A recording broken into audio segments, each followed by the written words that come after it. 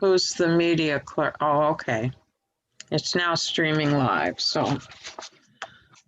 Welcome to the November 16th, 2020 meeting of the Town of Dover Planning Board.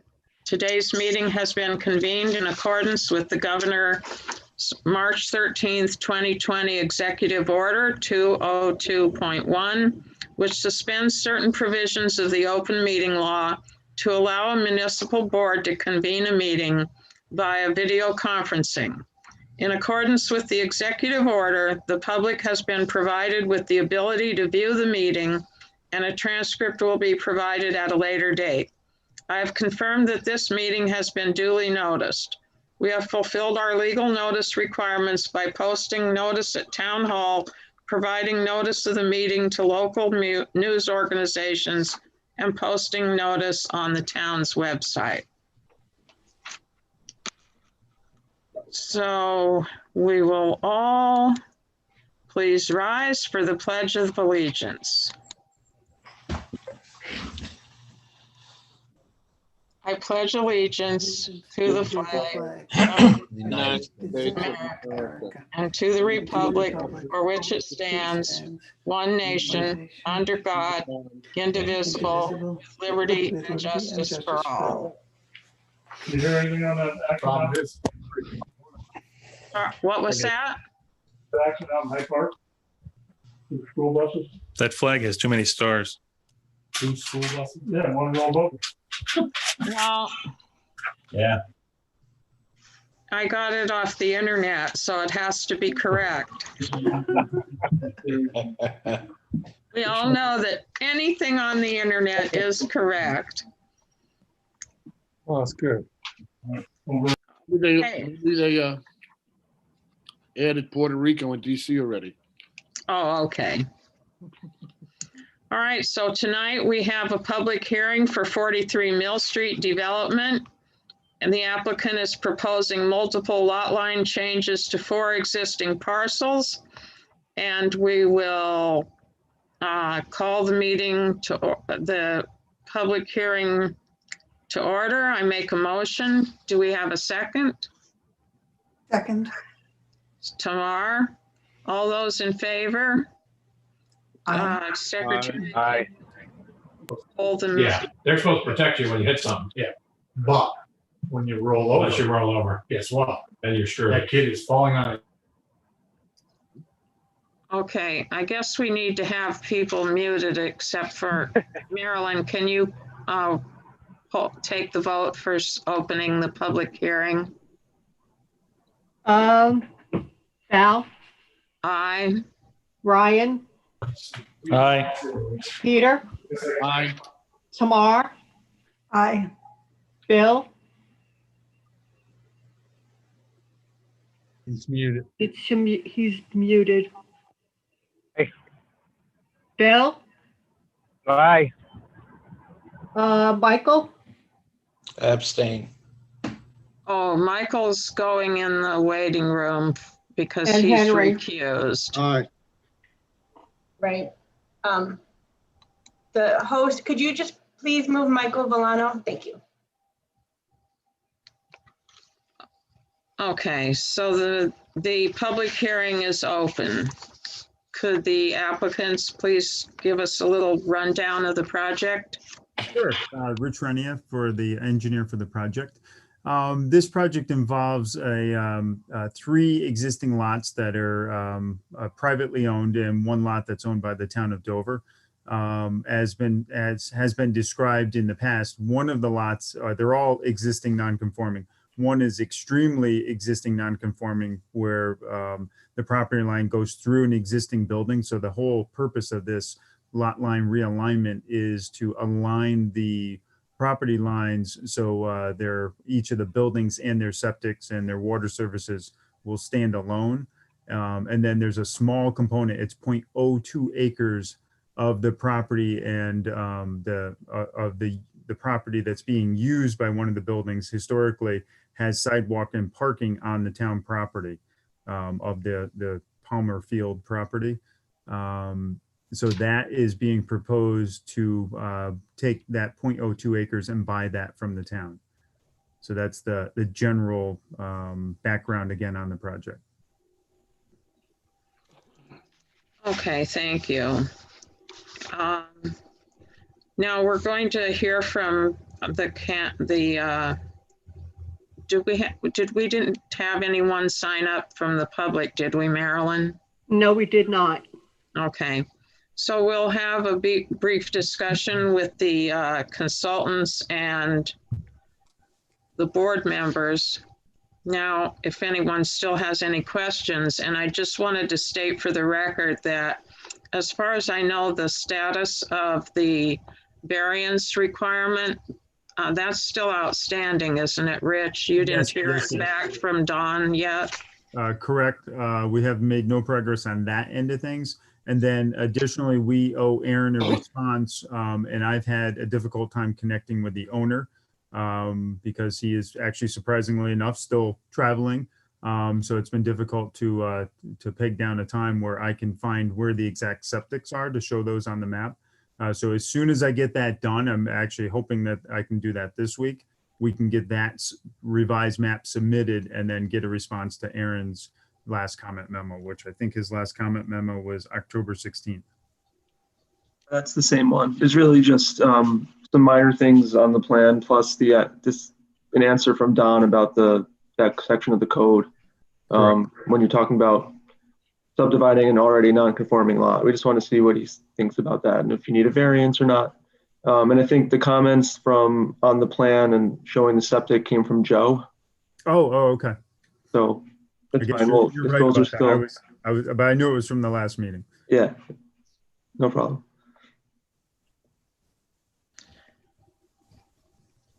Okay, does anyone on the board have any comments or questions? Raise hand if you do. No? Okay, well then I think what we do here is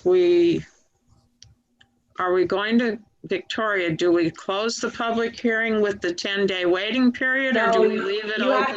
You have to keep the public hearing open until we receive the updated information. Okay. So I'll make a motion to continue the public hearing to, let me just check, December 21st? Seventh, December 21st. not the 7th. Okay.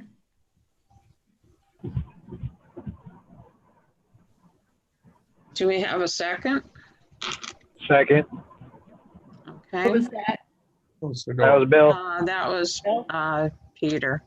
No, that was Bill Bill. Sayer. Oh, Bill, sorry. That's all right. Okay, can we poll the members? Val, Aye. Ryan, Aye. Peter, Aye. Tamar. Aye. Bill, Aye.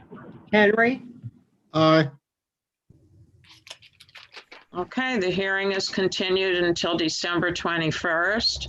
And we will now bring Michael back from the waiting room. Thank you. Next on the agenda is Harlem Valley Homestead. They originally came before us in 2017, I think. 2018, sorry. And then there were several comments made and they took some time off and reworked the plan based on the comments that were given by the consultants and by the public and by the board. And so now they're ready to unveil their revised plan tonight. We have our presentation scheduled. And Kathleen, did you want to start? I'm going to share my screen and I'm going to allow the applicant to start. Okay.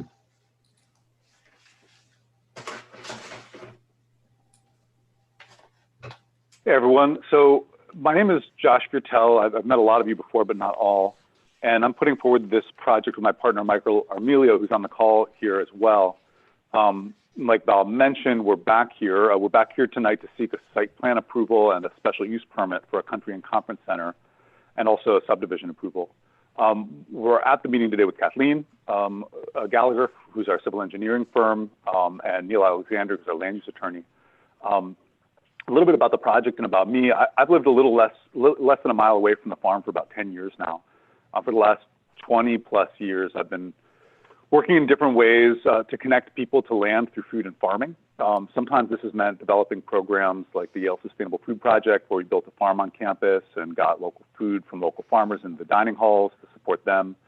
Sometimes it's been running not-for-profits, but it's always been about farm viability and about people being connected to land and community. The idea for this project really came from a group of neighbors, some on Old Forge Road and some up and down Dual Hollow and Carlson, where I live, all in Wingdale, who saw me hosting these regular work parties at my house, where I have a big garden right off Route 55. And once a month, I'd have a bunch of people over, and they'd come up and help with the garden, help to grow food, and they'd learn how to do it, and we'd share big meals together. Neighbors started coming too, and they started telling me, you should really turn this into a business. And it didn't make any sense to me at the time because I just had my small house and 2.5 acres. It wasn't really a place to do that.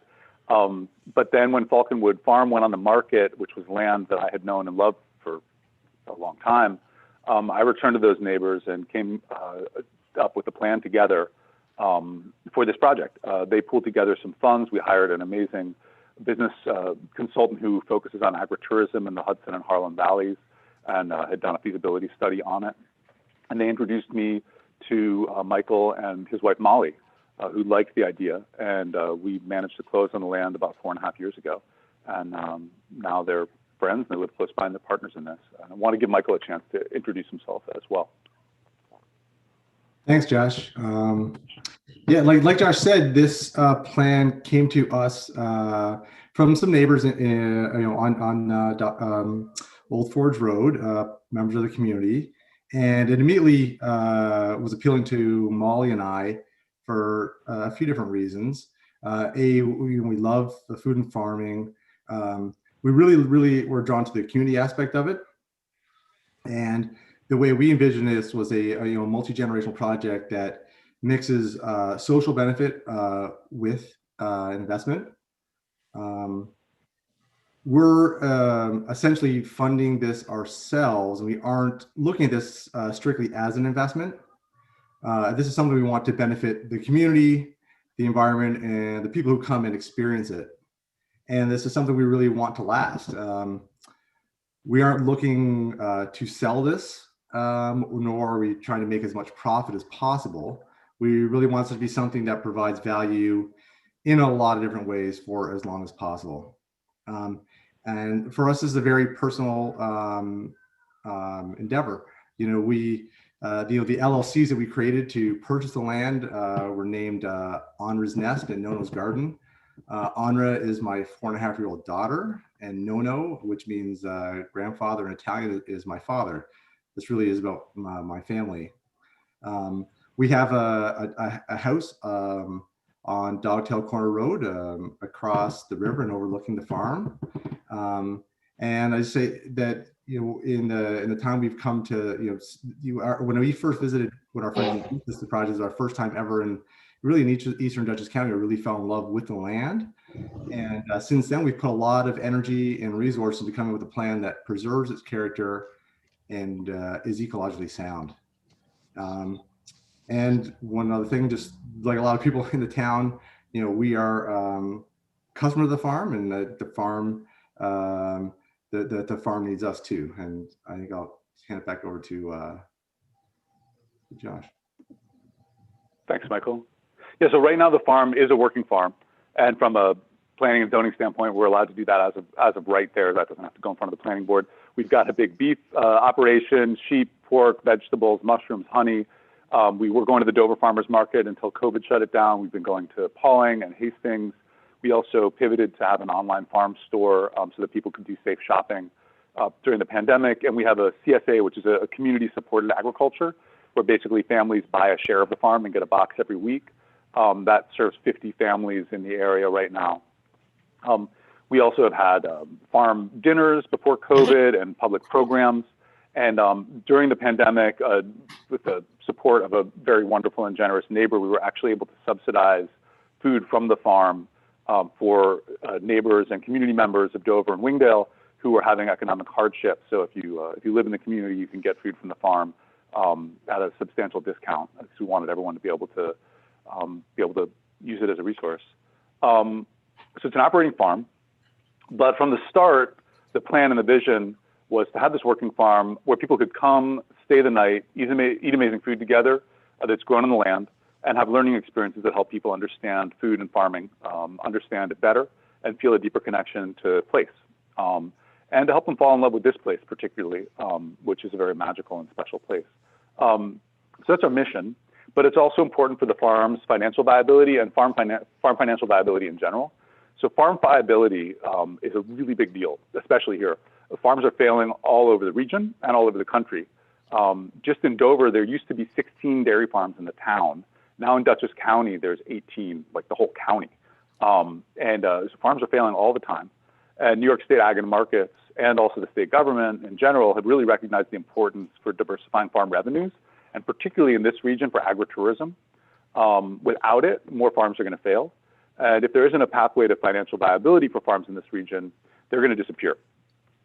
We really believe that having working farms and a working landscape is a really important part of our town's identity. And this project wants to demonstrate a way to do that that incorporates overnight stays, programs, and food from the farm. And all of those aspects fall under this use that we're going for as country and conference center. We don't really think of ourselves in that language, but we understand that that use is essentially what we'd be becoming or be adding into the farm operation, which is why we're in front of the planning board. We also love Dover and Wingdale a lot, and are excited that this project is going to create job opportunities for people here and also economic development for businesses that already exist here. We also are really excited at the prospect of it bringing positive attention to Dover as a town. We want this project to make it easier for our kids to decide to stay here and work here. The project was last in front of the planning board in 2019.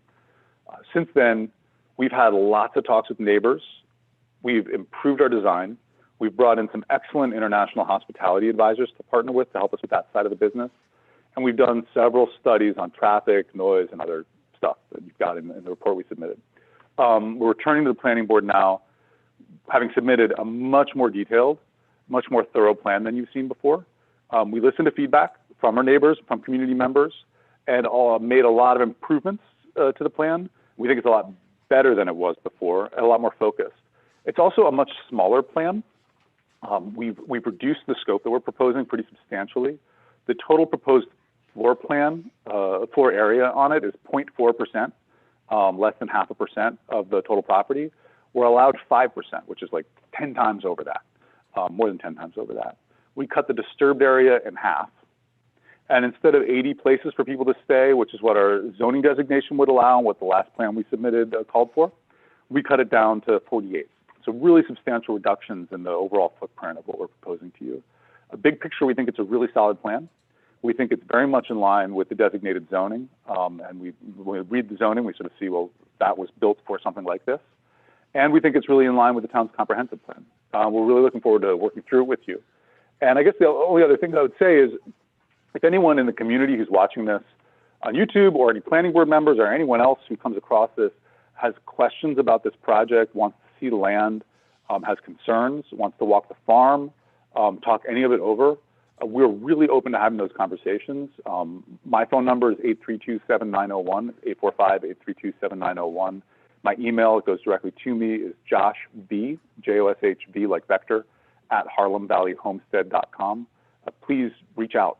We want to continue to be connected and explain this to folks who live in the area with us, and we've really enjoyed those conversations, and those conversations have made the plan better too.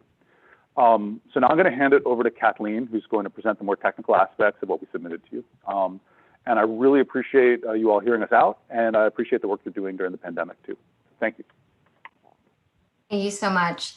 My name is Kathleen Gallagher. I'm with Insight Engineering, Surveying, and Landscape Architecture. As mentioned, the project in front of you is for a site plan approval, a special use permit for a country inn and conference center, and a subdivision approval. The project proposes to develop an existing farm to incorporate a country inn and conference center use. In order to achieve this, the project proposes 48 units, multiple renovations to existing structures, as well as the construction of additional new facilities in support of the special use permit, recreational areas, as well as associated parking. The project includes on-site stormwater management, new public water system supplied by proposed on-site wells, and on-site subsurface sewer treatment systems. We are looking at the master plans. To orient yourself, north is up on the sheet. The project consists of 5 parcels, which are 1, 2, 3, 4, and 5. The southern 2 parcels are governed by a Duchess Land Conservancy easement. There's no development being proposed as part of this proposed action in these bottom 2 parcels.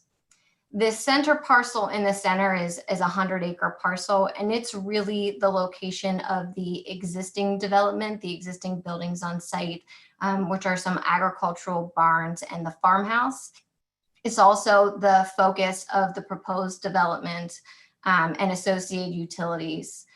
There is a lot line adjustment proposed as part of this project.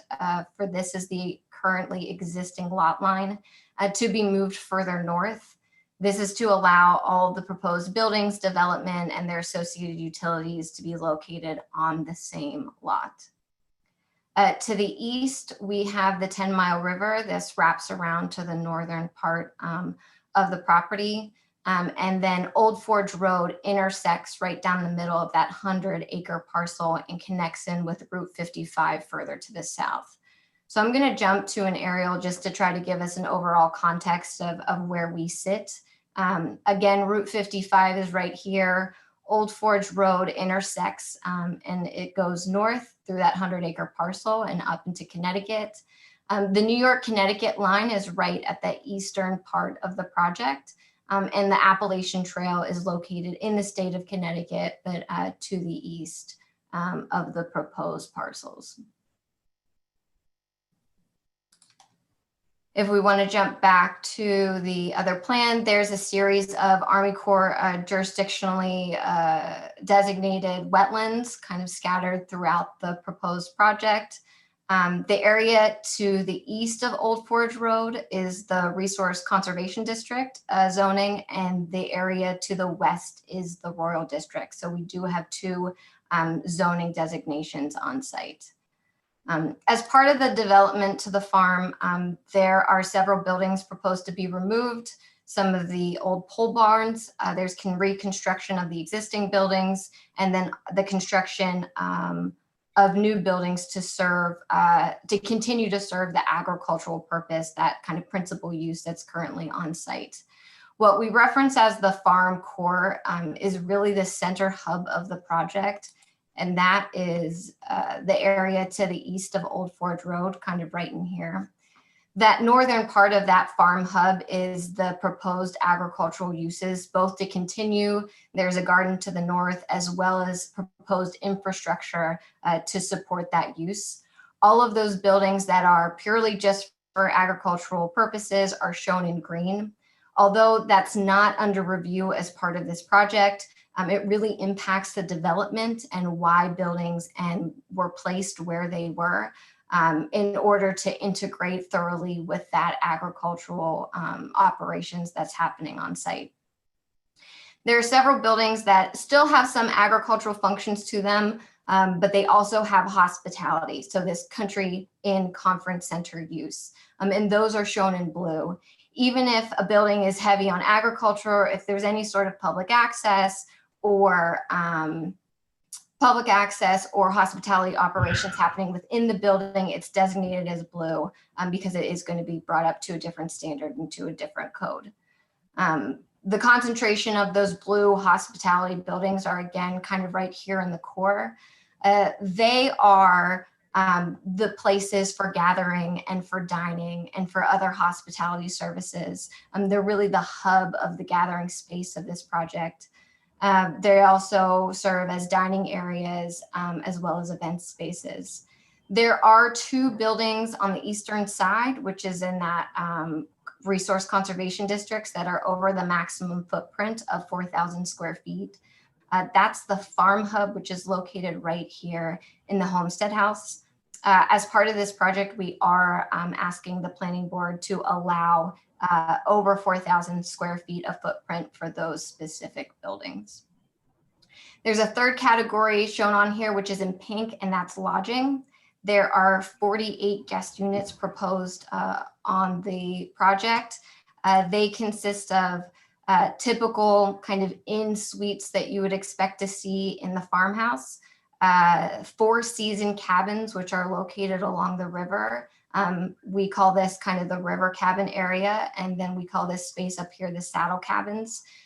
Both the river cabins, the 12 that are located right here, and the 14 saddle cabins located to the north are 4 season cabins, so they can be stayed in throughout all year. There are 7 seasonal cabins, which will be utilized in the spring, summer, and fall, located here to the north. And there's a building here, which we call the Hive, which is more of a bunkhouse configuration, which will allow lodging as well as some other hospitality services. There's a couple utility infrastructures to support the project. Those are the orange buildings or concrete pads, just whatever the utility infrastructure is needed in those areas. The Farm Corps has, the Farm Corps has 2 driveway access points to the east, which are located here and here. Those are the access points for deliveries, guests, employees. It's also the major location for parking on site. The project encourages a walkable experience. The idea is you park your car at the beginning of the weekend, and you don't need to drive it until the end of the stay when you leave. So the majority of that parking happens here in the core. There is a driveway to the west. This driveway leads up to the river cabins and the saddle cabins. The majority of the purpose of that is for emergency vehicles to be able to access all of the lodging units, hospitality access to each of the cabins, as well as ADA parking throughout the cabin locations. It will be used infrequently. The intent is not for it to be heavy with traffic. With the exception of the occasional large event. There's 100 parking spaces designated to the north. It is going to be a meadow and act as a meadow, and only going to be used for that parking for the infrequent large event. The total parking on site is 118 spaces, and then there's the additional 100 space parking to the north. Off-site improvements associated with this project are the widening of Old Forge Road at select locations, as well as the reconfiguration of the intersection at Route 55 in Old Forge Road.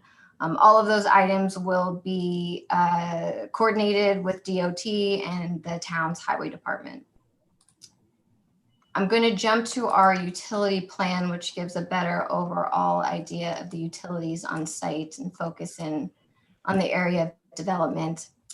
Both the water and the sewer systems are going to be developed and treated on site based on the topography, the site features, and the clusters of development.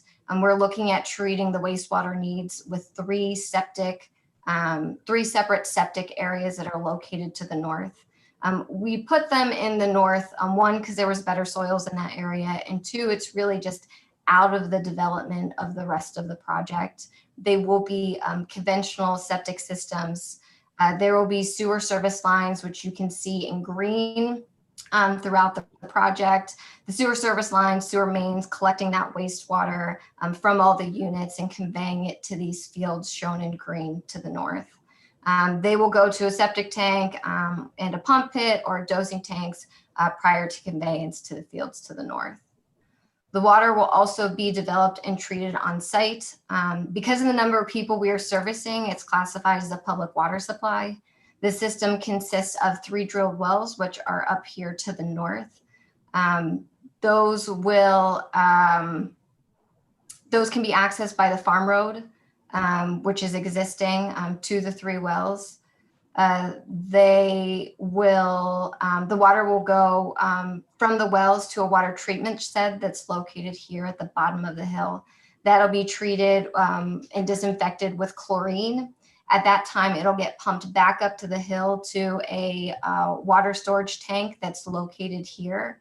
And then from that, there's a water main that goes to the site.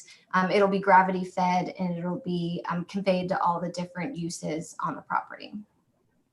The stormwater is pretty straightforward. The collection system consists of typical swales. You can see many of those in red along the side of the road. Catch basins, which will be located within the parking lot.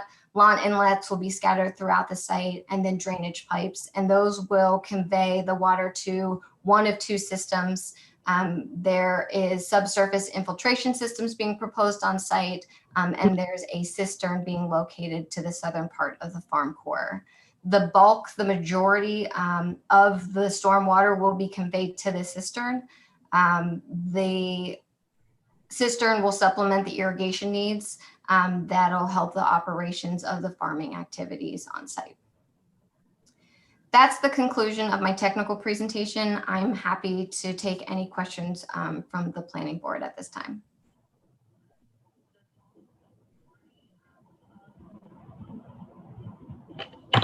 Okay.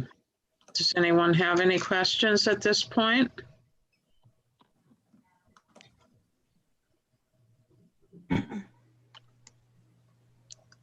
Do our consultants have any questions at this point? Sure, I can go through my comments that I sent around on Friday. Okay, that's a good idea. Thank you. I'll touch on some of the highlights. I know it was a long memo. The point of that was, you know, it's been a while since this was here. There's some new members on the board and the project changed. So I wanted to make sure it was kind of like a reboot, starting from scratch, looking at all the issues and all the sections of the code that are applicable here. So to start, really, I'm looking at under procedural requirements. There's most of the stuff under procedural requirements was really for the board's own information, what this will require. There will be a public hearing for this. There is a referral needed to the county because it's agricultural land, the General Municipal Law 239M referral. There is a country and a conference center special permit proposed. And I wanted to note that with this particular use, a master development plan is not required by the code. It is required for the camp type 1 use, you may recall. But in this case, early on when the project first came before the town, it was the town board or the planning board's preference to see the master plan as well as a site plan. And in this case, it's really, they're very similar. They're showing the master plan as essentially one project. And the site plan is also like the entire project. It's not planned to be phased site plans as far as we can tell. There is a comment I'll get to about that. So there is a master plan. It does appear to meet all the requirements that the code spells out for those. So I don't really have many comments on what that's showing. For the site plan set, I know that there's a couple of items missing. A lighting plan wasn't submitted, so we would like to see that. And also the location, height, size, materials, and design of all proposed signs should be submitted as well. We also noticed in reviewing this with my traffic folks at AKRF also, we want to see a little more information. I guess this will come when your roadway widening plans come in, and the sign plans and such. But there are multiple crosswalks that are needed, right, to cross Old Forge Road since it bisects the property. So we want to see a little more detail on that in the drawings. This crosswalks and the signage, associated signage with the crosswalks as well. As it was noted, the traffic impact study notes that the town should coordinate with DOT, not only on the improvements that are needed at Route 55 and Old Forge, but also the widening of Old Forge Road. The DOT will have a chance to look at the traffic study as part of the secret process. Even though the widening of Old Forge is under the town highway jurisdiction, I'm sure they'll still want to look at that. So there'll be some coordination with DOT and the town. There's also a recommendation for 30-mile-per-hour speed limit on Old Forge, which will need to be coordinated between the town and DOT. And I believe there's a process that's pretty involved with that. The town board has to get involved and actually request that. Victoria had some additional information I think she sent around last time this was before the board, outlining that process. And she can get that to you guys as well, and we can talk further about it. But that definitely is a coordination that's needed here. I'm just going to add that it's sometimes very difficult to get the DOT to reduce the speed limit. So I think the board needs to understand if this is going to be a requirement or if this is just going to be something that's recommended. Sorry. Thanks. No, that's fine. I'm looking at under procedural, I had comment number 11, which is on page 4.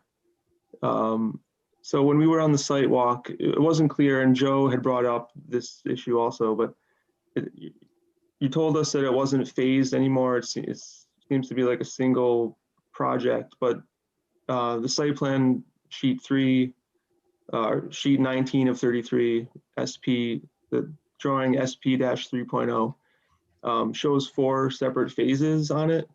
And, I wanted to reiterate what Joe had mentioned on the site walk, and that if you're trying to get permits and COs for 48 guest units in like a single phase assumption, it can get a little complicated.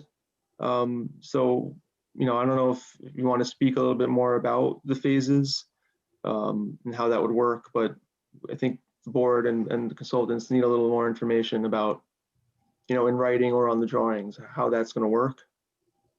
I don't know if you want to talk about it now, briefly. Sure. What we're showing on the drawing is what we had intended to be construction phases. Obviously, it's important to build this in some sort of thoughtful sequence of building the utilities at the same time of the actual physical buildings that you're doing.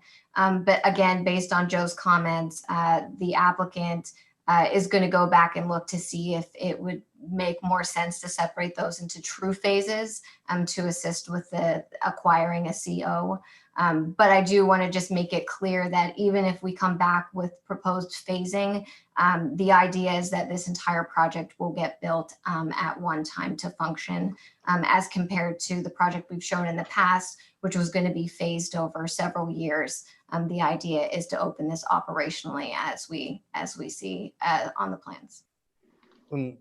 Aaron, just for a second, it's Neil Alexander over at Cuddy Fader, just to reiterate and underscore that we're also asking you from a seeker perspective to be looking at the entirety of the project right now, which is as proposed.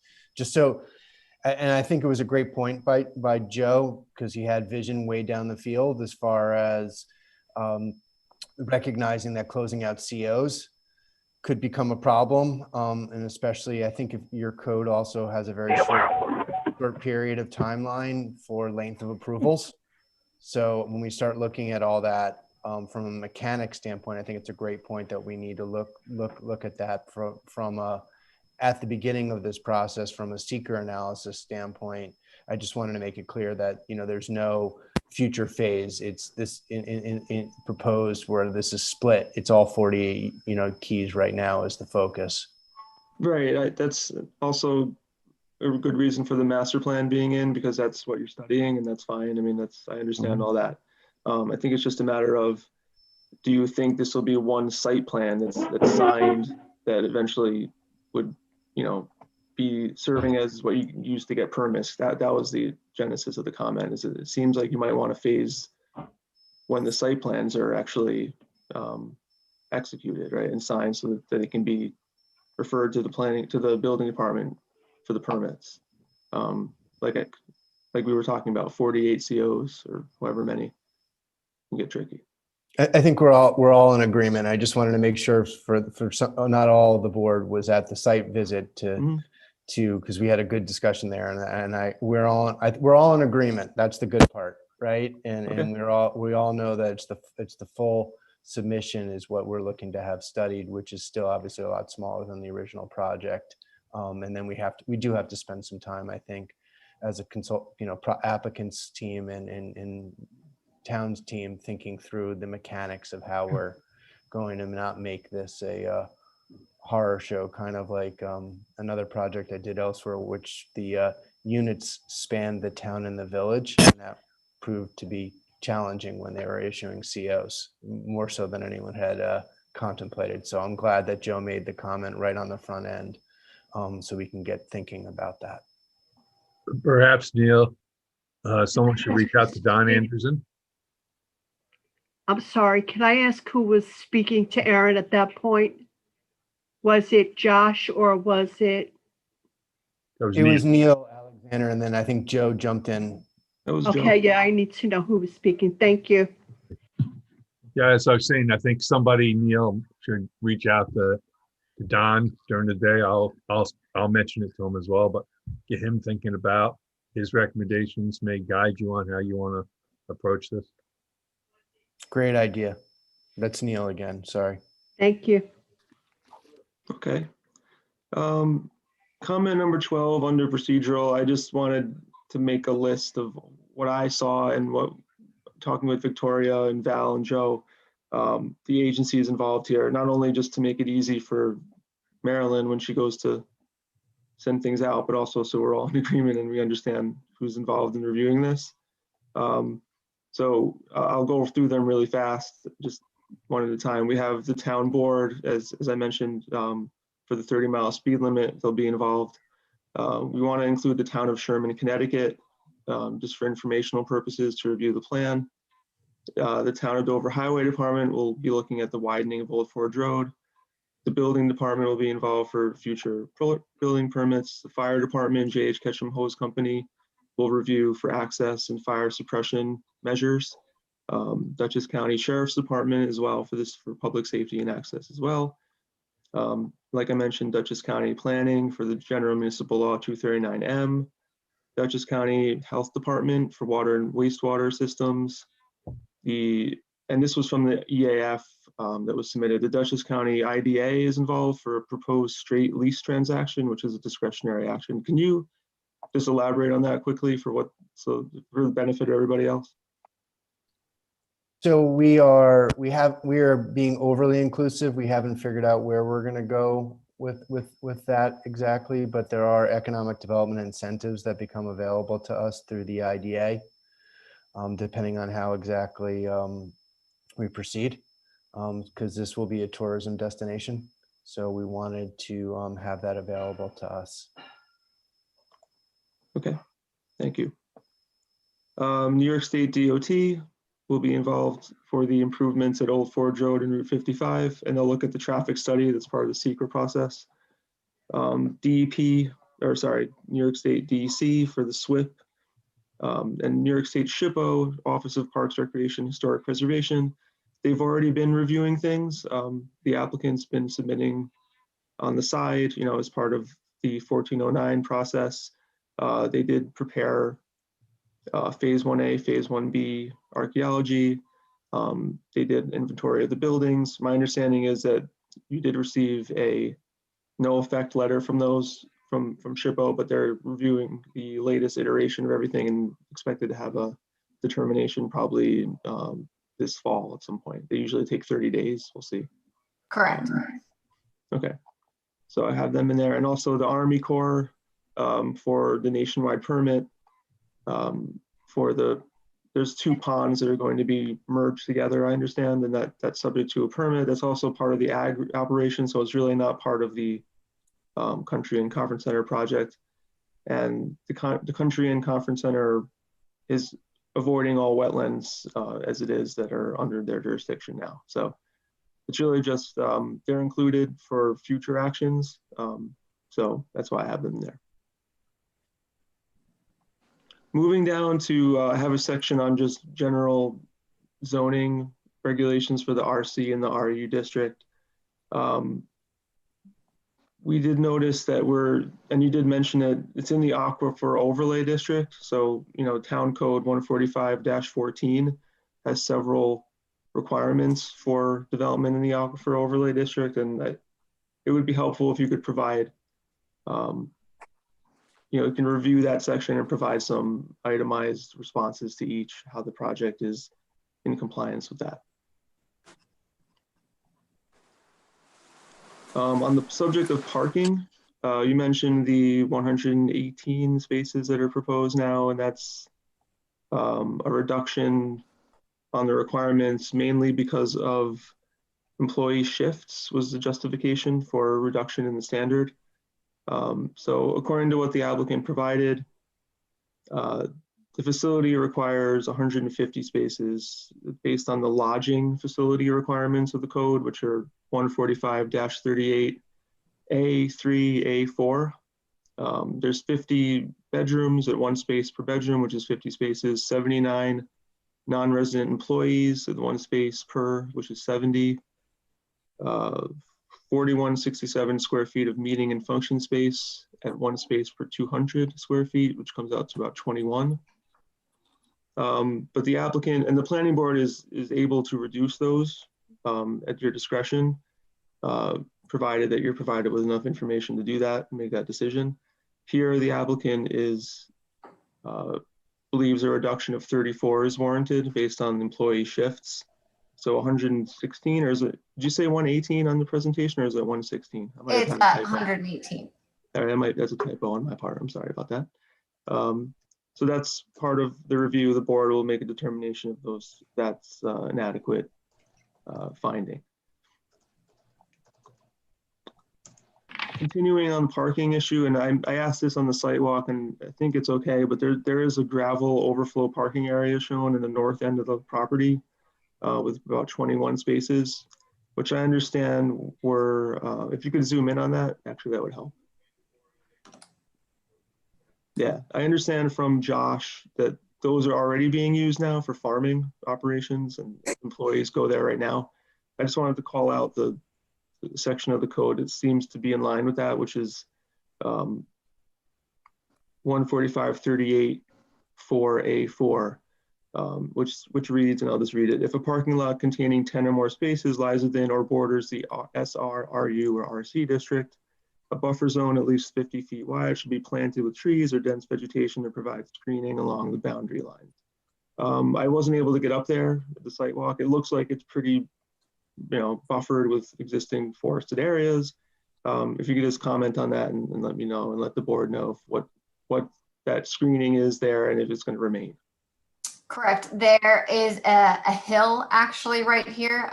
You can see the contours. They start to go up the hill to Old Forge Road, and that whole area is planted and will remain planted. So not only is there a buffer that's here, this also sits much lower on the site and isn't really visible when you're just casually driving along Old Forge Road. Great. Thank you. Moving along, I had a section, I just wanted to call out each of the supplementary regulations of country and in conference center, which is under 145-52.2. There's A through L here. I won't go through each one, but I will mention a couple that require a little more information. Under F, it states, the planning board shall establish appropriate buffers between any component of the country and conference center and adjoining properties, given the use of adjoining parcels and the natural topography and vegetative cover. In determining the appropriate buffer, the planning board should consider New York State DEC program guidance assessing and mitigating visual impacts from 2000. So when we were out there, it seems like there's appropriate buffers, given that you're going to be along the river with the cabins. There's wooded buffer there, as well as elevation differences between residences to the west. To the east, though, and the Appalachian Trail is also to the east. So, and I'll get to that further. The code speaks to that. But what I was recommending, just to get a view from neighbors, is maybe a set of cross sections, and I think it's really just a simple sightline exercise. If you take the closest structure, the closest planned structure, or even existing, depends how far away things are from the neighbors. But if you can show a cross section of the view from the residential neighbors to a particular building, It shows, how far away it is, what's within that distance, changes in elevation, vegetative cover, and just, a general sight line cross section, if you follow what I mean. We were looking to see that from the neighbors, and also I'll get down to it further, but the Appalachian Trail is also an area where I think you need to just touch on visual. Will the property be visible? Will you be able to see cabins? Will you be able to see, a lot of paved surfaces and stuff like that? Do you have questions about that request? I know you looked at this before the meeting. No, I understand. I understand what you're asking, and we are happy to provide sections. We are also keeping the existing buffers around the perimeter of the site intact. The only place where we really kind of invade that is along the river cabins, and those cabins are going to be sited basically within the trees. One, to keep that buffer and forested area intact, and two, to include nature as part of the experience of the project, which is part of the intent. Thank you. Under H in the same section, there is language about the code being a request for increasing floor area. I don't think you touched on this in the presentation, but I can just, unless you want to just go over quickly the two structures that you're going to be asking for waivers on. Correct. So those two structures are the farm hub, which is right here, and the homestead house. And I don't have those numbers right off the top of my head, but I think one is just a little over 4,000 square feet, and the other one I think is a little over 5,000 square feet. But basically the farm hub is mostly focused actually on agricultural. The architects have thought very thoroughly about the size and the massing and the shape of it to make sure that it proportionally is intact with all the existing farm buildings that are on site, as well as the proposed buildings. They're paying very close attention to make sure that although it is a little over 4,000 square feet, proportionally the design vernacular reads as appropriate and fitting for the complex. Right, so there's the RC zone has a maximum 4,000 square foot footprint. And there's two structures that are in the farm core area, which is the east of Old Forge Road area, where they're proposing slight increases over that. I have the numbers, I'll read them, Kathleen. So the farm hub, I have 5,365, and the homestead house at 4,120. So we're not talking very large increases over that 4,000, but it still requires the planning board to approve that. And there's several conditions in the code about allowing that to happen. Specifically, the language says that you can increase it up to 20,000 square feet, provided that certain conditions are met. And there's really only one that I wanted to highlight, which was, since all the others seem to be complied with, but one of them has to do with the structure would not create an unmitigated adverse impact to any scenic view sheds, in particular views from public recreational resources such as the Appalachian Trail, Swamp River, and/or scenic byways. So these structures are already in a part of the site that's been developed previously. The footprints aren't too far off from existing structures, but still the code does want you to look at them from the Appalachian Trail, even though you're only increasing them slightly.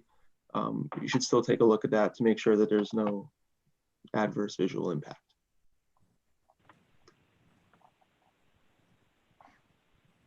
Further down, we have under I, outdoor lighting shall be minimum required for safety of vehicular and pedestrian access ways and shall be downcast lighting.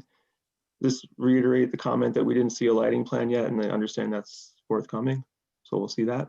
Correct. The next section, J, a public restaurant or catering facility for public or private events is permitted as an accessory use to a country inn, provided that 1, all kitchen facilities are suitably screened from adjoining properties, and 2, noise and odors from normal operations of the kitchen do not create a nuisance condition on adjoining properties. So here I wasn't really sure in my review what nature of the dining would be. So, I was just looking for a little more information on, how that would work, and, which buildings exactly will be cooking and where will they be exhausting, and just to get to the noise and odor issue. I don't think these will be large enough just at a first glance, but I think it still warrants a look to at least explain. So if you can respond to this comment in your next submission, that'd be great. Absolutely. Okay, I'm going to skip down to rural siting principles. This was just looking at the code in section 145.31. There's several guidelines that are to be followed for siting of non-residential uses that are subject to site plan or special permits. That's what we have here. We're in a rural area. We have a project that's seeking a special permit, and it's non-residential. So I didn't provide my thoughts on all of these, but I was looking for you to take a look at each one of these and provide a response. We can do that. Okay, I'm going to skip down to the SECRA. I have a number of comments on the EAF. We're just clarifying information. Take a look at those, and if you have questions, let me know. As far as the EAF itself and how I want it to, and also how I think the board wants to see it, this is a type 1 action due to the size of the project. In order for the town and for me to be able to fill out the part 2 eventually when we come to that point, I think it would be great if the part 1 could be packaged a little differently, not just the form, but have a narrative project description attached to it, have, you could reiterate the executive summaries of each of those technical studies that were done. I think having it all together, especially for the agencies that are going to see this, will help it to be a complete, EAF with supplemental studies is what we're calling this. It needs to be thorough, and all the agencies need to be able to see, the technical studies that were done to address their particular areas of interest. So that's really the genesis of that comment, was to see if this could be packaged as one big, supplemental studies narrative along with the form. And that can include, citing the engineer's reports on water, wastewater, stormwater to get at those issues. Obviously the traffic study, noise study, the threatened and endangered species report, the phase 1A and the phase 1B, archaeology, and all the correspondence that was with the Army Corps. There was a lot of studies done, a lot of work's been done here. So I think, having it packaged in a way that shows that will help you. And help the other agencies when they look at everything. On SHPO, I touched on that. We'll wait to see what they come back with for their next letter. If it's a no effect letter, you're essentially done with SHPO and you're done with historic on SECRA. I still think they'll receive a copy of this since they're involved. For threatened and endangered species, there's several studies done. There was a bog turtle assessment, none were found. Timber rattlesnakes seems to be, and the bats are the areas of focus. So according to the submission, the applicants committed to doing the timber rattlesnake measures and for all the disturbance, about 4 acres of the disturbance, where if you want to, can you elaborate on that a little bit, exactly why the 4 acres and what's special about those 4 acres, why this is going to be, why you're going to implement these measures there? Sure. So this is a functioning farm, as we've discussed. There's already been a lot of disturbance to the site. There's disturbance that continues to occur to the site just through agricultural operations.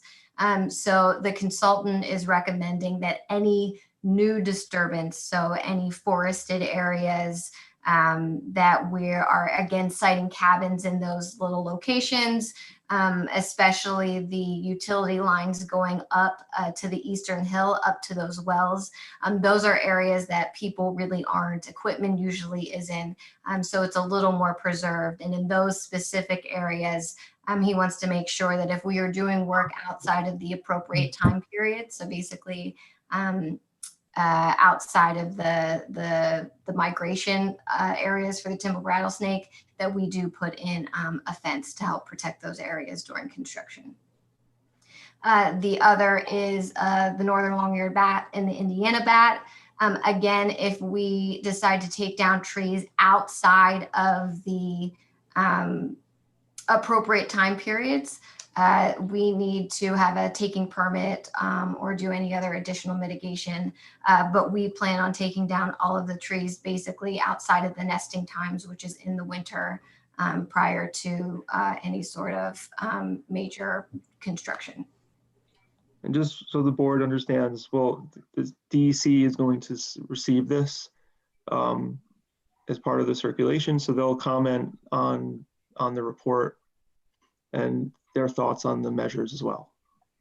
So there is a chance for DEC to look at this, and if it comes, depending on what their review is, if they want more information, if they want additional look at something, at the end of the day, the idea would be that these measures for rattlesnakes and bats get incorporated into the special permit approval as conditions. On visual resources, we talked about that a little bit. The sightline sections would be really helpful for everyone to see exactly what it looks like, terrain-wise, and what you will be able to see and what you won't be able to see, especially from the Appalachian Trail. So I think not only for the code requirements, but SECRA as well, I think we need to just get that focused on, and we'll take a look at that next time. The noise study, we took a look at that as well. We have several comments in the memo on that. If you have questions, I can connect VHB with our AKRF acoustics folks. We could talk through some of this, but I think the main idea is we want this study to be able to hold up not only for the code, the town code requirements for noise, but for SECRA guidance as well, to be able to assess properly. So the bulk of the comment had to do with that. There's also a need to look at, since you already have a traffic impact study, it would be helpful to roll in a vehicle traffic noise component to that.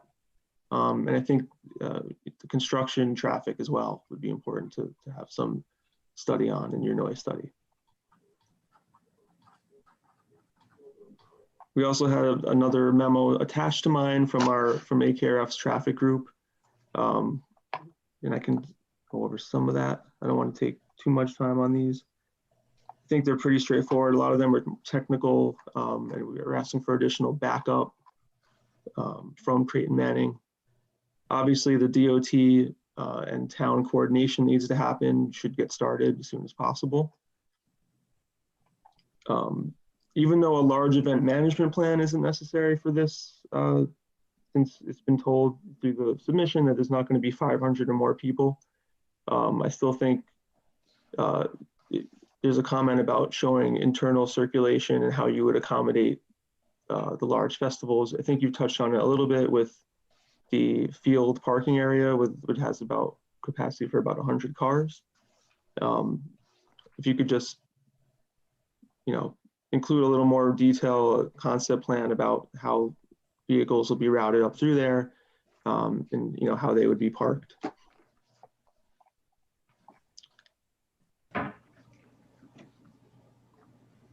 See what else I can touch on the traffic comments here.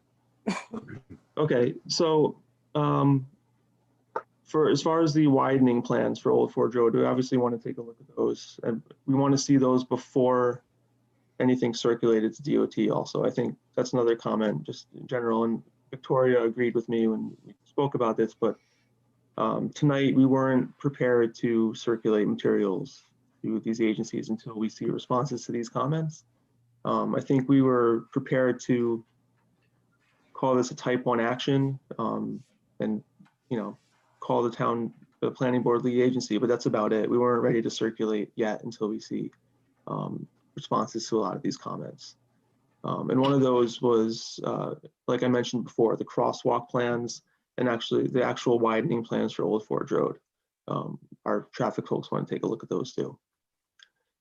They mentioned in their comments, and I guess it's a good question. You're obviously going to pave Old Forge Road as part of the improvements, correct? It's not going to remain like it is now. It is intended to, it's going to be resurfaced, gravel resurfaced in certain areas if need be. But the intent is not to pave the entire length of Old Forge Road.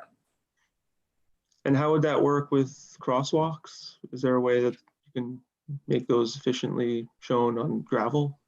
We have had this discussed with Creighton Manning, and in the site plans, there are some signage associated with it.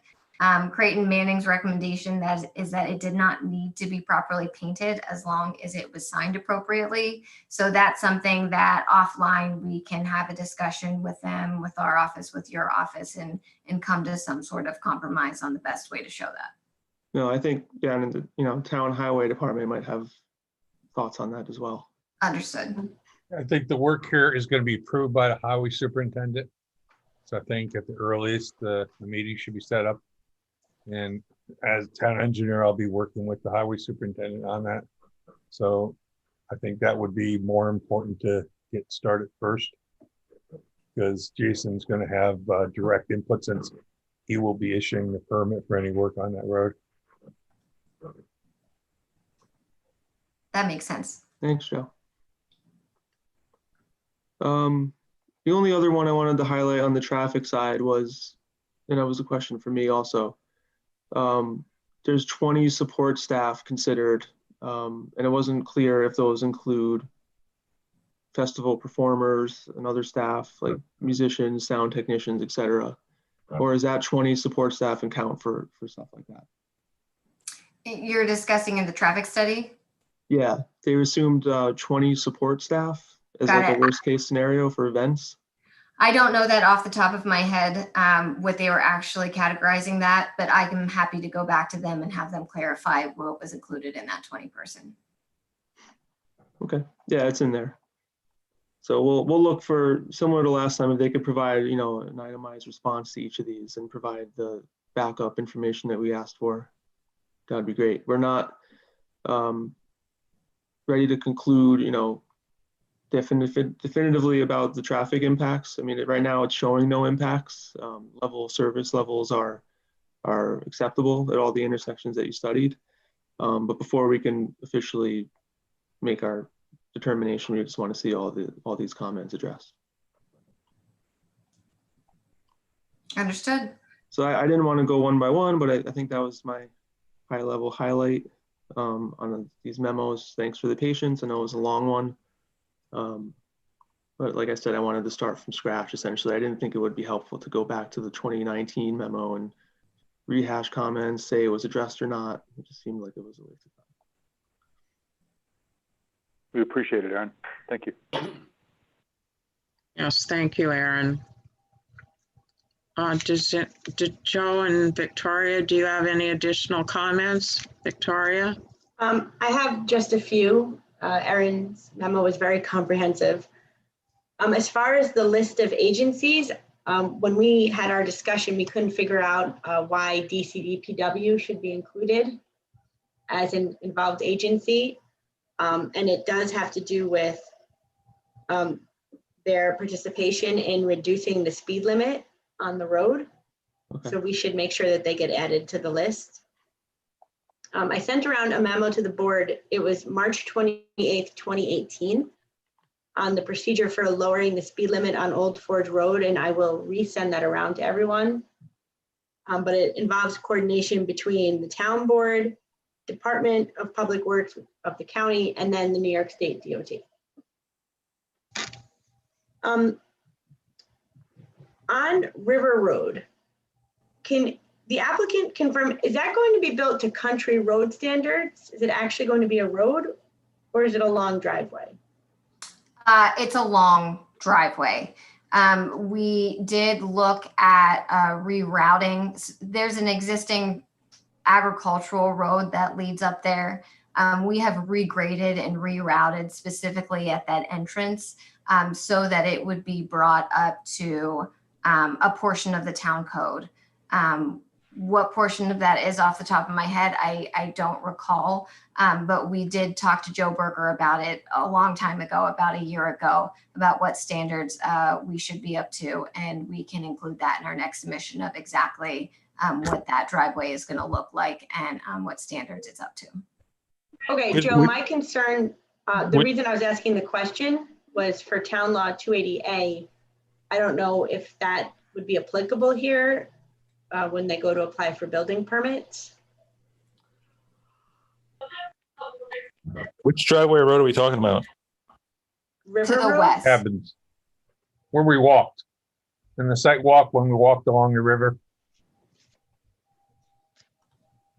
Because I know it does have frontage on Old Forge, but it's not getting its access from that frontage. So just a ongoing question is, does that need to be built to country road standards for any purpose? Wait, Victoria, it's Neil. I'm just confused about how frontage plays into that, because it's not a separate lot. It's all part of that 130-acre lot. So can you Oh, just right, help- you're moving that lot line up there. Yeah. It's all one lot, essentially. All development is occurring on one lot. That's right, you're moving the lot line. Okay, well then, so 280A is less of a concern, but I still have the question of, whether the driveway standards are going to be adequate for all of those units. So Joe Berger should weigh in on that. And Yeah. we can provide some additional information as to the profile for that area and the slopes and specifically at that entrance to make sure that it's appropriate for vehicles. Okay, and then as far as the subdivision, why aren't you combining all of the lots? Like the little 1 acre piece and the larger piece? Is there a reason that you're leaving them as large parcels or separate parcels? So I'll jump in a little bit. I mean, I think all we were really looking to, I don't think we wanted to do a subdivision to begin with. I mean, I think what we wound up really was doing was solving for the need to not create transportation corporations by putting all of the infrastructure on one lot. I think that was our intent. Which area, I mean, the other aspect would be merging lots, but I don't see any benefit to that. What were you thinking, Victoria? Oh, no, when there's that little 1 acre lot hanging out that has the parking lot on it.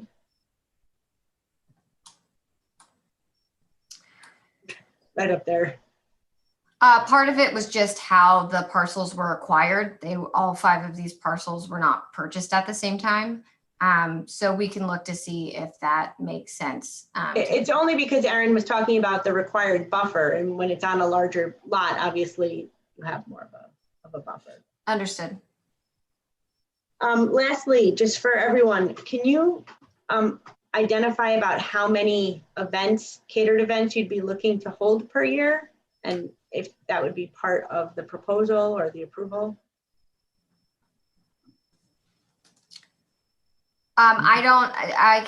Josh, if he wants to speak a little bit as to this, I don't think an exact number has been nailed down at the moment. I think it's also difficult because operationally, obviously nothing has started at this point. So I don't think they have that, thoroughly as planned. I would request that there not be a cap on it at this point until we figure out operationally how it's going to function in the needs of the facility. Okay, I think it's just going to be important to some of the neighbors that are watching, because 2 weddings a year is going to feel very different than, 2 weddings a weekend. Understood.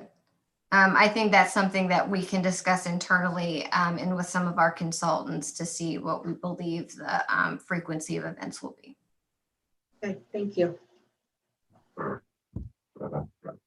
I have no further comments at this point, Chair. Okay, Joe? Okay, I presented a comment letter. Go through the first on the SWIP. It was very well written, very thorough. I just had some comments I think the applicant can look through. It's on just bringing some explanation into the SWIP about the federal wetlands and the current NOI that's outstanding, just for clarification. But The SWIP handled all the drainage calculations properly, so we have no problem there. Note that the water and sewer reports are in there. They look well, but they're going to be reviewed by DOH and DEC. So I won't look at them any further. They seem to have all the information needed, but again, we'll defer to those agencies. The site plan and site grading was completely shown.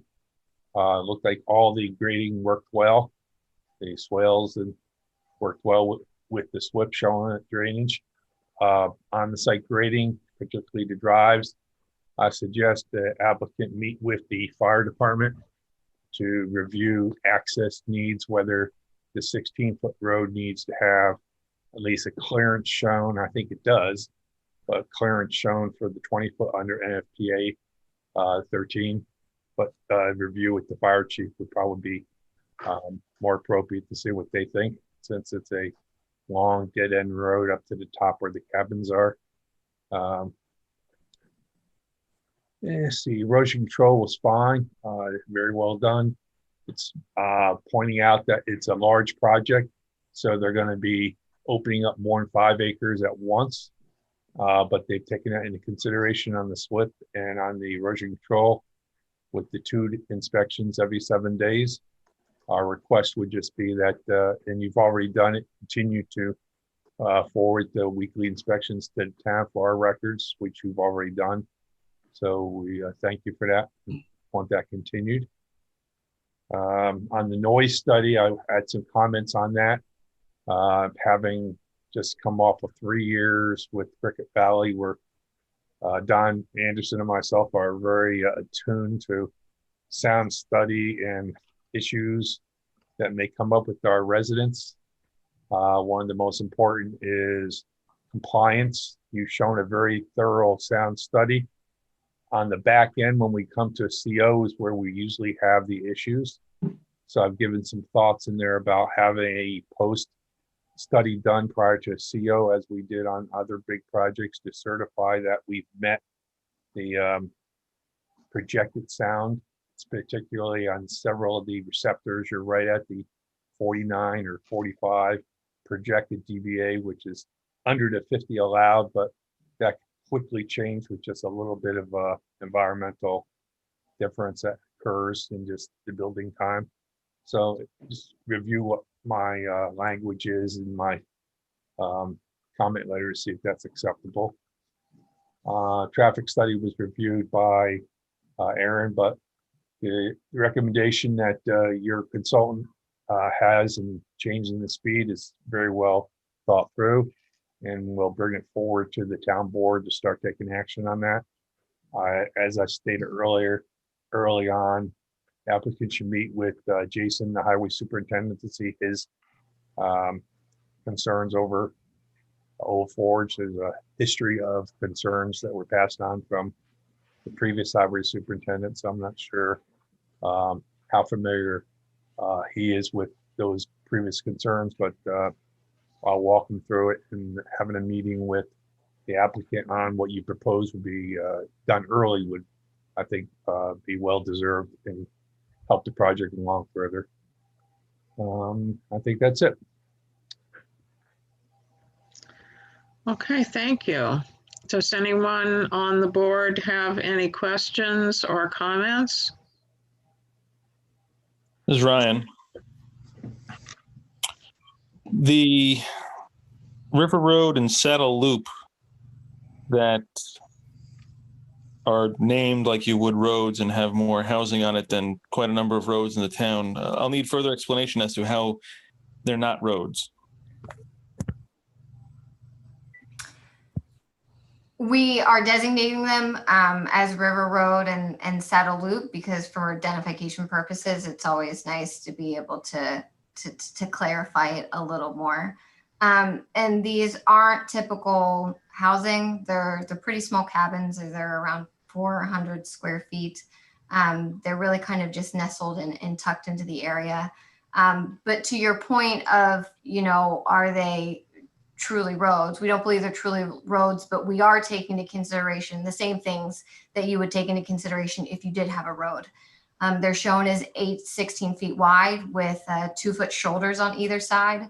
Along those 2-foot shoulders, it's going to be stabilized lawn underneath that to help with emergency vehicle access. And that's something we can go through with the fire department.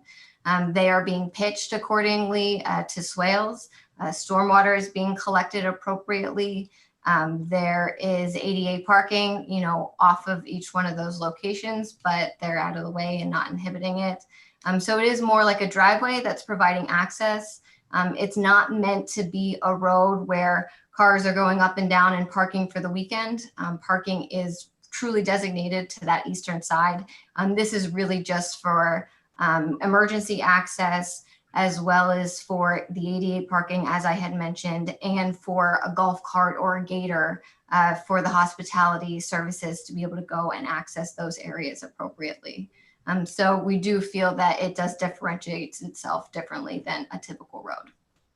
And your 16 feet with the 2-foot shoulders makes it the 20-foot minimum fire road size because you're stabilizing the shoulders.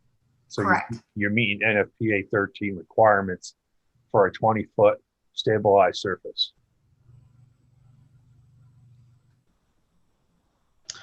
Well, it really wouldn't be that much different than, say, Camp Rama, where they have, roads going through to their cabins, but they don't use them for street traffic either. So it'd be similar to that. Exactly. I mean, for all practical purposes, you're calling it a driveway for functionality. It's being designed to meet a fire road design standard for emergency access. It's 20 feet wide with the stabilized shoulders, which is what's required under NFPA 13 for emergency vehicles. So for functionality, it's designed as a road. You're just labeling a driveway so that people don't drive their personal cars up it, correct? Correct. I think it goes without saying also that, when we see, when the lighting plan comes in, I'm sure there'll be some lighting proposed along this for greater visibility in an emergency situation, and even identifiers for each building that are clearly labeled and lighted so that a truck can find the right unit if there's an emergency. Yes. Joe, just going back to my other comment, in the subdivision law, a common driveway has to be built to the country road standards. And I know these aren't houses, they're 4-season cabins, which are more transient. But I guess I just want you to confer with the highway super, and I just want to understand, whether this needs to be built to country road standards based on the fact that there are so many people sharing the driveway. And if it was built to country road standards, how different would that design be? Okay. Thank you.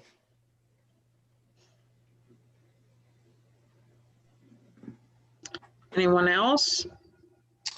Yeah, I have a question. I saw one of the documents mentioned solar panels. Are they going to be roof mounted in a field? What's the goal or anticipation? There's the applicant's committed to sustainability infrastructure as much as possible. One of those items is the consideration of solar panels. It would most likely be a combination of roof and potentially field solar panels. That's something that we are currently working through, and once we have a further conclusion, we'll show it on the site plans. Okay, and then the other question is your biomass storage and biomass heating source, I guess? Yes. Or are you doing, what type? Is it wood pellet, corn, or combination firewood? I do not believe that's been determined at this time, Josh, unless you feel like there's been a conclusion for your discussion. But again, that's details that we are happy to look into and provide at our next submission. Yeah, I was just going to say we're still working through options with it. There's a lot of cordwood on the site and in the community, so that seems to make sense. And there's some really great technologies out there, but we're really right now just evaluating which ones we think will be most efficient and also cleanest burning. Okay. I had a similar question in my memo on that topic. Just curious about what's proposed, because there's a lot of different options when you talk biomass. So yeah, helpful to have that info, especially for noise or odor considerations, air quality. It's not, we're not talking like a huge pollution here, but obviously it's something that is an odor source.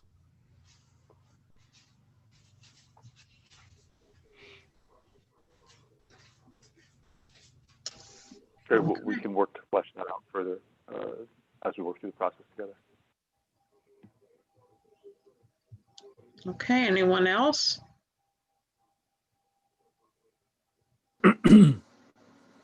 No? Okay, I'm sure we'll have, continue to have questions and comments as we go along. I had a couple of minor comments on the archaeological and historical aspect, but I'll go ahead and just submit that in writing. It's nothing that's going to affect the outcome of the project. And also, I just wanted to say for the traffic and not the traffic, but for the parking, I would like to see more projects in the town take this approach of reducing the parking wherever it's possible. That's just my own personal thought on that matter. And other than that, like I said, I'm sure we'll keep continuing to have questions as the submissions are refined. And we've received a few letters from people in the community, and we are entering those into the file, the permanent file of the project. What else? Oh, and were we going to revisit the escrow? Yeah, I think that we need to increase it just based on the level of review that we've done to date, plus what's to come. I was recommending 15,000 to start. Okay. Does anybody want to add, amend, or comment on that? If not, I'll make a motion to increase the escrow level to 15,000 and ask for a second.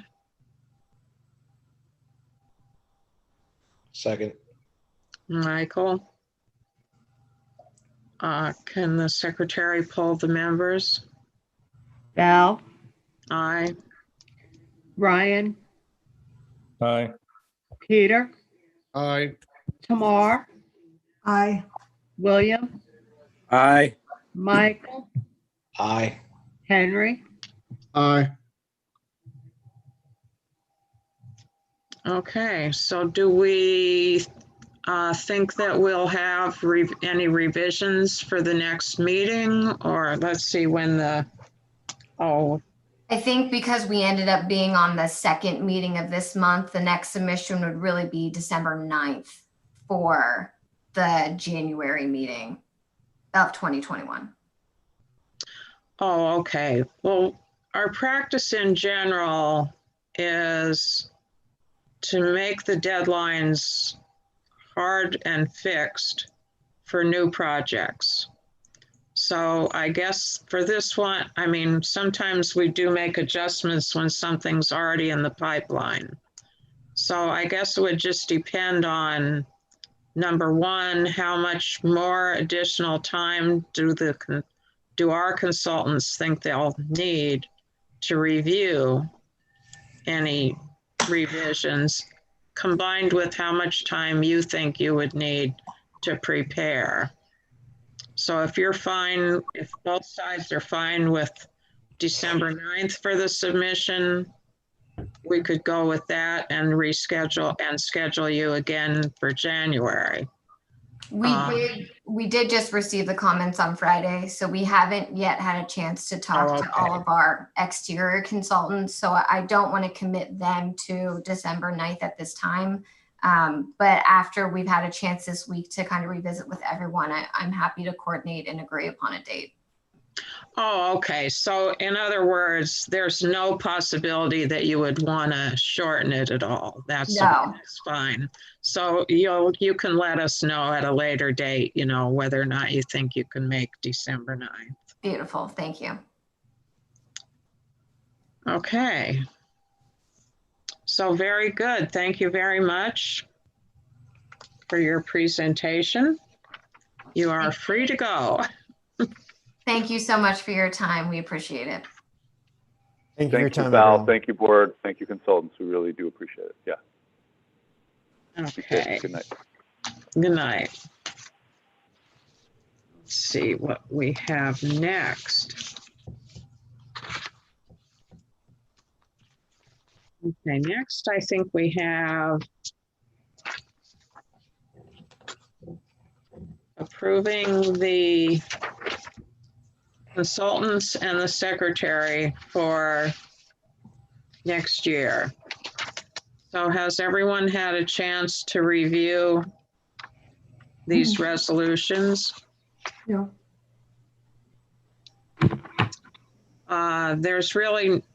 It's pretty much exactly the same thing that we do every year at the end of the year. So we have none of our consultants are planning on leaving us, and Marilyn is not resigning. So it's pretty straightforward, and I'll read the first one.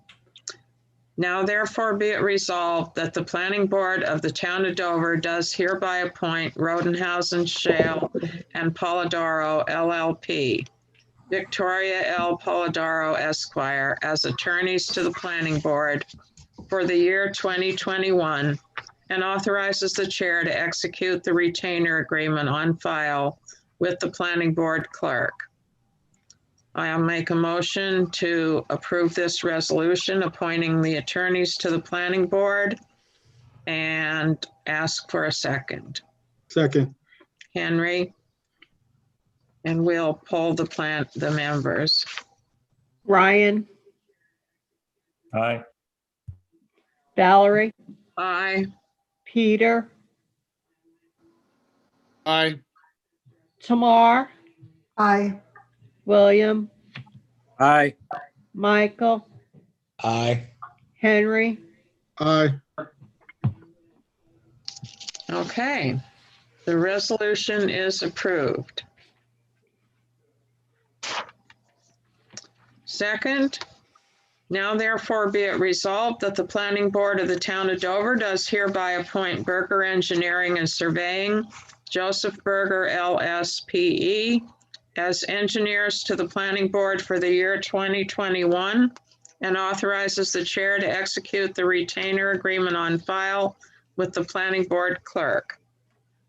I make a motion to approve Joseph Berger as the engineer and ask for a second. So moved. Second. Okay, Pete? Okay, Ryan, Aye. Valerie, Aye. Peter, Aye. Tamar, Aye. Bill, Aye. Michael, Aye. Henry. Aye. Okay, Thank you. Mr. Berger is approved.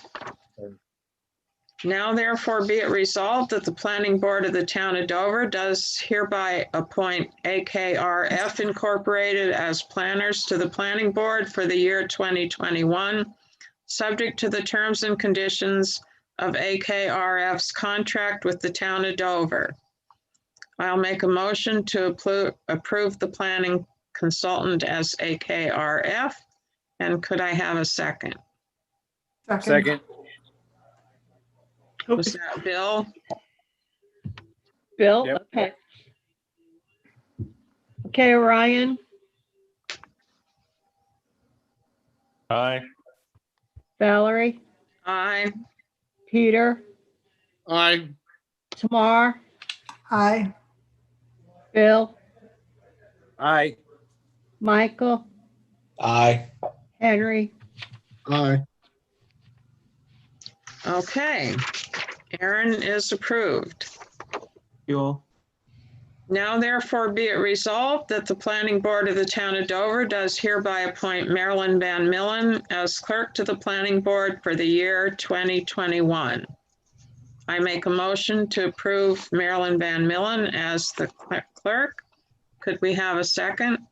Second. I think it was. Okay. Which one, Mike or Tamara? I heard them both. It was Ryan. It was Ryan. Ryan, okay. Okay, Ryan, Aye. Val, Aye. Peter, Aye. Tamar, Aye. Bill, Aye. Michael, Aye. Henry. Aye. Okay, Hey, thank you. You are approved. okay. Next, we have review of the 2021 tentative planning board meeting and deadline schedule. And basically, we have just left it the same as we always do. We reserve the first Monday and the third Monday of every month for meetings. And we have a deadline noon the second Wednesday of the month prior to the meeting date. So, has everyone had a chance to take a look at this schedule? Does anyone have any questions?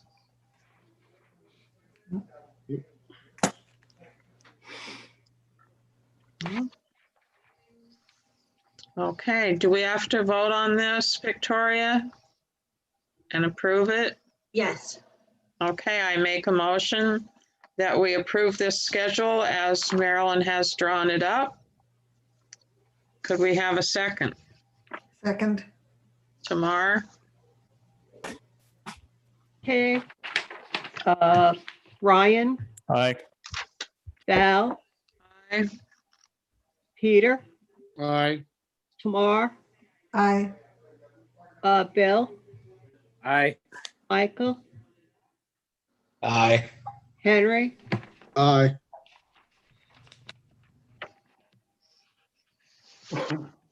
Okay, the schedule is approved. Next, we have the minutes of the October 19th, 2020 Planning Board meeting. Do we have any changes, additions, corrections?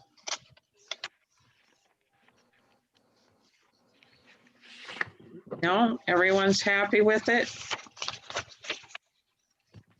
Very easy to read. Really like the format. So I make a motion to approve the minutes as they are submitted. Could we have a second? Second. Tamar? Okay, Val, Aye. Ryan, Aye. Peter, Aye. Tamar, Aye. Bill, Aye. Michael, Aye. Henry. Aye. Okay, the minutes are approved. Now the only thing that's left is to adjourn the meeting. So I make a motion that we adjourn the meeting at 8:41 p.m. and ask for a second. Second. Bill? Okay. Now don't everyone get so enthusiastic. Everybody. I'm hungry. Val, Aye. Ryan, Aye. Peter, Aye. Tamar, Aye. Bill, Aye. Michael, Aye. Henry. Aye. Okay. Thank you very